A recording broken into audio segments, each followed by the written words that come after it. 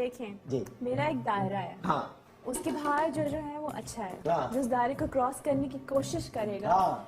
तो फिर कुछ एक्टर्स और एक्ट्रेसेस ऐसे होते हैं कि जब उनके फैंस और फिल्मी दुनिया से ताल्लुक रखने वाले लोगों से उनके बारे में कुछ पूछा जाता है तो वो उनके काम और एक्टिंग की तारीफ करते हैं। लेकिन सारा खान एक ऐसी एक्ट्रेस हैं जिनकी लोग काम की तारीफ तो करते ही हैं, साथ में वो उनकी पर्सनैलिटी और खुश मिजाज तबीयत की भी तारीफ करते हैं। सारा खान अपनी असल जिंदगी में यहाँ तक कि शूटिंग के सेट पर भी बहुत संजीदा रहती हैं और इसी वजह से शोबिस से ताल्लुक रखने वाले काफी लोग उनसे जेलस भी होते हैं और उन्हें मगरूर भी बोलते हैं। सो आज के वीडियो में हम सारा खान की जिंदगी का खुलासा करेंगे और आपको उनकी जिंदगी के कुछ ऐसे पहलू बताएंगे जो शायद आप पहले ना जानते हों। सो वीडियो को अंत तक जरूर देखें और अगर अभी तक वीडियो को लाइक नहीं किया तो जल्दी से वीडियो को लाइक कर दें और चैनल को सब्सक्राइब करके घंटी के निशान को दबा दें ताकि नई आने वाली वीडियोस आपको भर वक्त मिल सके। नंबर 1, बहुत कम लोग जानते हैं कि सारा की वालिदा का ताल्लुक लिबनान से है, जबकि उनके वालिद पाकिस्तानी हैं, लेकिन वो सऊदी अरब में ही जॉब करते थे। सारा की वालिदा उम्रा करने के लिए आई थी और वहीं पर दोनों ने एक दूसरे को पसंद किया और उनके वालिद ने रिश्ता भेजकर शादी कर ली। शादी के वक्त सारा खान की वालिदा की उम्र सिर्फ 14 साल थी। उसके बाद वो दोनों सऊदी अरब में ही रहने लगे और वहीं पर सारा खान की पैदाइश हुई। सारा की 2 बहनें हैं और 1 भाई और चारों की पैदाइश सऊदी अरब के शहर मदीना में हुई। सारा जब 10 साल की थी तो उनकी फैमिली पाकिस्तान शिफ्ट हो गई और उन्होंने अपनी तालीम पाकिस्तान से ही हासिल की।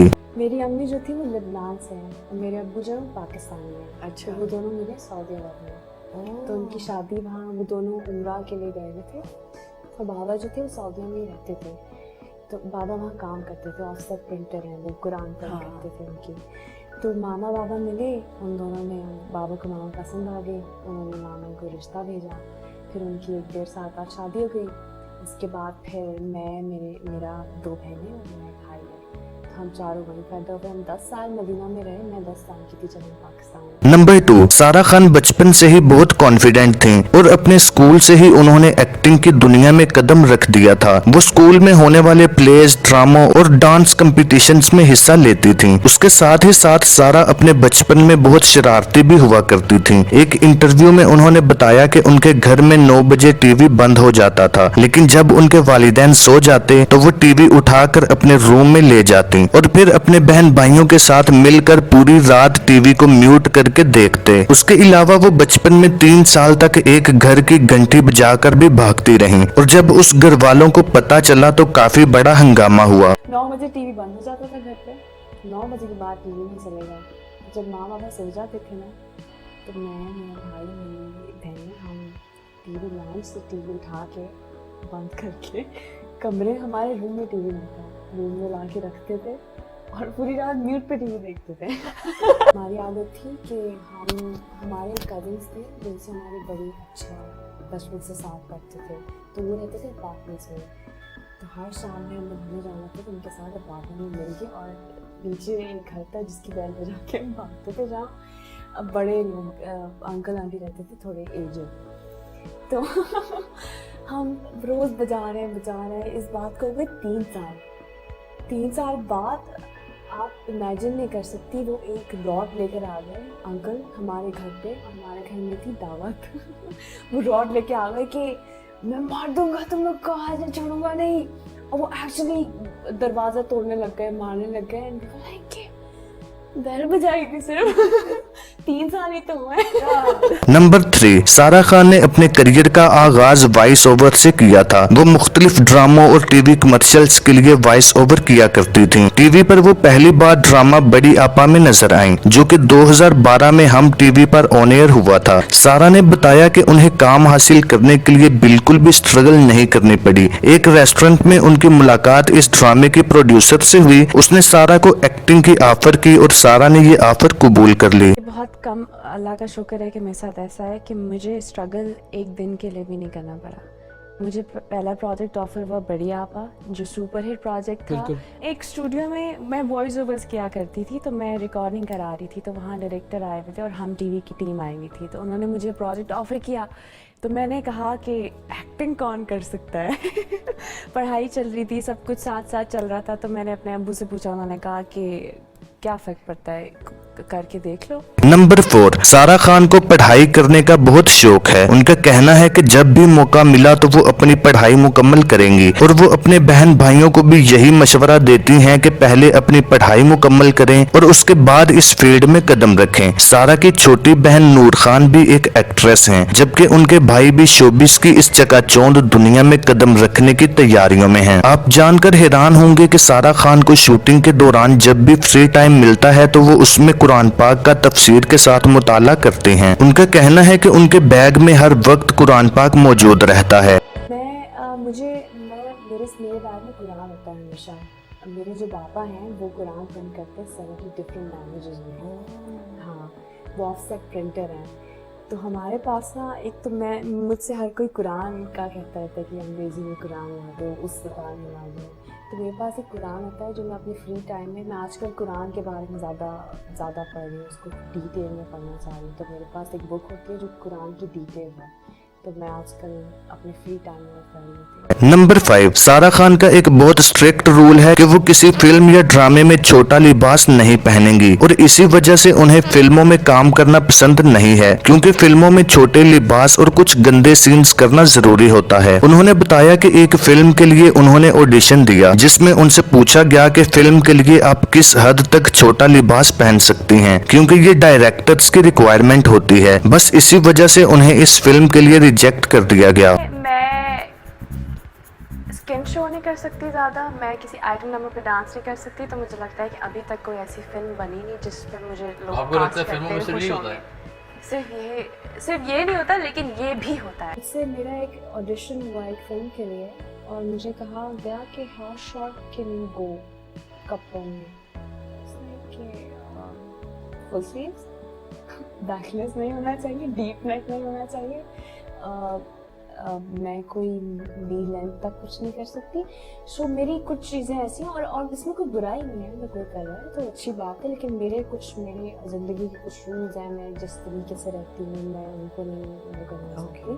तो अगर कुछ ऐसा आएगा जो मेरे लिए भी ठीक हो और उनके लिए भी ठीक हो तो मैं जरूर करूँगी। नंबर 6, सारा खान अपनी शादी के बाद सबसे ज्यादा मोहब्बत अपने शोहर से करती हैं। 2020 में ही सारा और गुलकार फलक शब्बीर ने शादी की थी और दोनों एक साथ बहुत खुश हैं। सारा को बचपन से ही शादी करने का बहुत शौक था, उसके अलावा उन्हें बच्चों का भी काफी शौक है। उनकी ख्वाहिश है कि उनके यहाँ जुड़वा बच्चों की पैदाइश हो।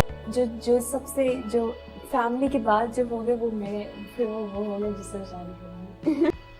मुझे शादी का शौक है। शादी का मतलब दुल्हन सिर्फ बनने का या मुकम्मल घरदारी मुकम्मल घरदारी का?